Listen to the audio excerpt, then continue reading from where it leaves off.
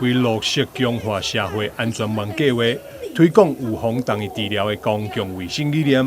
台南市成立社区心理卫生中心，逐步建构在地心理健康守护网。自111年至今，已经成立咸水、北区、善化以及关庙等4间心卫中心。第5间的心卫中心将在28日在安南区甲牌运作，进一步深化在地服务，让心理健康资源更会当搭建市民的需求。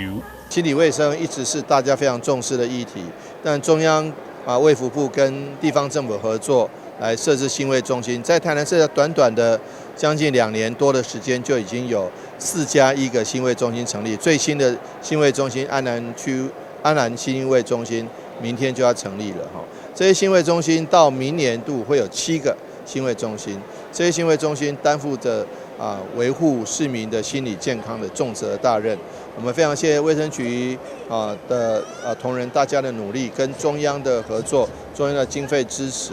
那其实能够让社会上大家在现今的工商社会中，每个人压力很大的情况下，能够得到一些舒缓跟疏解。有一些需要心理卫生咨商的，请打1925。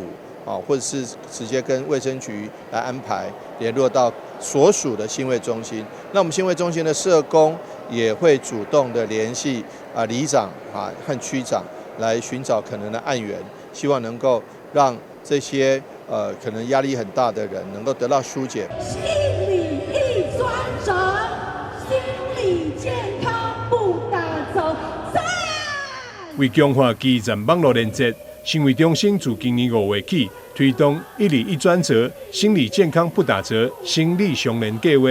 接力拜访全市649位里长，借由建立合作网络，让里站的基础单位成为守护心理健康的前哨站，会当伫第一时间发现并支持市民的需求。市府希望透过这项计划，让身心并重才是真正健康的观念，持之人心。台南新闻张世伟采访报道。